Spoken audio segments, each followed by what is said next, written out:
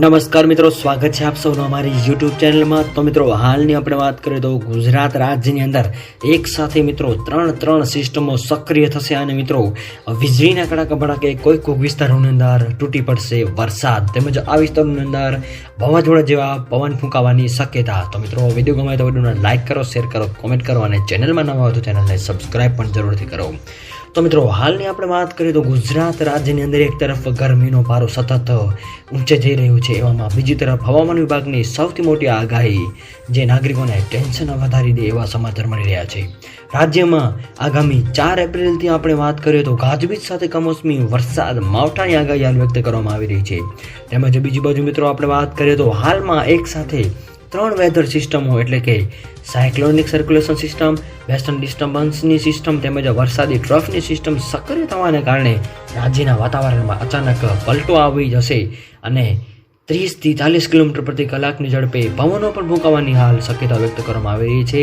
જે મિત્રો 30 થી 40 કિલોમીટર પ્રતિ કલાકની ઝડપે પવનો ફૂંકાશે એ આંધી ફૂંકાવાની સાથે સાથે અમુક વિસ્તારોની અંદર નાવકાસ્ટ બુલેટિન જાહેર કરવામાં આવ્યું છે। આગામી કચ્છની અંદર આગામી 3 કલાકની અંદર આપણે વાત કરીએ તો વાદળછાયું વાતાવરણ જોવા મળે એવું અનુમાન લગાવવામાં આવી રહ્યું છે। તેમજ સૌરાષ્ટ્ર અને કચ્છના અલગ અલગ ભાગોની અંદર પણ વરસાદની શક્યતા વ્યક્ત કરવામાં આવી રહી છે।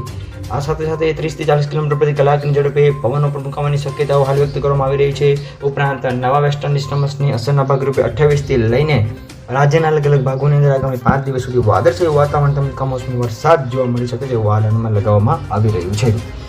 આ સાથે સાથે આગામી અઠવાડિયાની આપણે વાત કરીએ તો ગુજરાતના હાલ વાતાવરણની અંદર સૂકું વાતાવરણ જોવા મળી રહ્યું છે। તેમજ હવામાનની આગાહી અનુસાર ઉત્તર ગુજરાત, કચ્છ, સૌરાષ્ટ્ર અને દક્ષિણ ગુજરાતના અલગ અલગ ભાગોની અંદર માવઠાની શક્યતાઓ હાલ વ્યક્ત કરવામાં આવી રહી છે। ઉપરાંત પાટણ, બનાસકાંઠા, અરવલ્લી, દાહોદ, મહીસાગરમાં પણ અમુક અંશે વાદળછાયા વાતાવરણ સાથે વરસાદ જોવા મળશે। તેમજ છેલ્લા 24 કલાકની વાત કરીએ તો દક્ષિણ ગુજરાત માવઠાની આગાહી વ્યક્ત કરવામાં આવી રહી છે। આ ઉપરાંત ઉત્તર ગુજરાત, મધ્ય ગુજરાત, સૌરાષ્ટ્ર, કચ્છના અલગ અલગ ભાગોની અંદર જે છે એ કમોસમી વરસાદ પણ જોવા મળી શકે છે। તેમજ સૌરાષ્ટ્ર, કચ્છના કેટલાક ભાગોની અંદર માવઠાની આગાહી હાલ વ્યક્ત કરવામાં આવી રહી છે।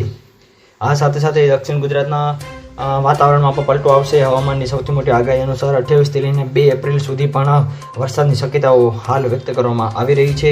તેમજ મિત્રો બીજી બાજુ આપણે વાત કરીએ તો હવામાનની સૌથી મોટી આગાહી અનુસાર રાજ્યની અંદર ગત સપ્તાહથી જ વાતાવરણ જે છે એ વાતાવરણમાં પલટો જોવા મળી રહ્યો છે। તેમજ એક બાદ એક સિસ્ટમ એક્ટિવ થવાથી વાદળછાયું વાતાવરણ પણ જોવા રહ્યું છે અને અમુક વીજળી જોવા મળી શકશે। તેમજ અમુક વિસ્તારોની અંદર વરસાદ પડવાની પણ સંભાવનાઓ હાલ વ્યક્ત કરવામાં આવી રહી છે। મિત્રો, જેની સમગ્ર નવી અપડેટ જેમાં આવતી જશે એમાં મેં તમને જણાવતા રહીશું। આ ઉપરાંત હવામાન વિભાગના જણાવ્યા અનુસાર આ કમોસમી વરસાદ સૌથી વધુ અસર કરશે કચ્છ, ઉત્તર ગુજરાત અને સૌરાષ્ટ્રના કોઈક વિસ્તારોની અંદર, જેની અંદર કચ્છ, બનાસકાંઠા, પાટણ, સાબરકાંઠા, મહેસાણાની અંદર તેમજ સૌરાષ્ટ્રના પંથકોની અંદર દેવભૂમિ, દ્વારકા, પોરબંદર, જૂનાગઢ, ગીર સોમનાથ, અમરેલી તેમજ ભાવનગરના કોઈ વિસ્તારોની અંદર માવઠાની શક્યતાઓ રહેલી છે। તો બીજી બાજુ મધ્ય અને દક્ષિણ ગુજરાતની અંદર આપણે વાત કરીએ તો વડોદરા, ભરૂચ, છોટાઉદેપુર, દાહોદ, નર્મદા, નવસારી, સુરત, તાપી વગેરે વિસ્તારોની અંદર પણ કમોસમી વરસાદની હાલ પૂરતી શક્યતાઓ વ્યક્ત કરવામાં આવી રહી છે। આ ઉપરાંત વાદળછાયા વાતાવરણને લઈને પણ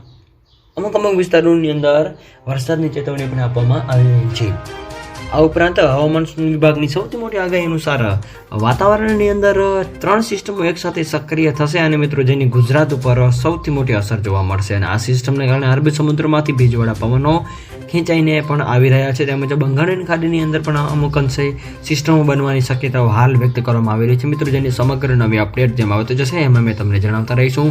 તો મિત્રો, ત્યાં સુધી જોડાઈ રહો અમારી ચેનલ સાથે। ચેનલને સબસ્ક્રાઇબ ન કરી હોય તો સબસ્ક્રાઇબ કરી લેજો અને મિત્રો વાવાઝોડું અને વરસાદને લઈને તમામ નવી અપડેટ જાણવા માટે અમારી ચેનલને સબસ્ક્રાઇબ કરજો। તો મિત્રો, આપ સૌનો ખૂબ ખૂબ આભાર।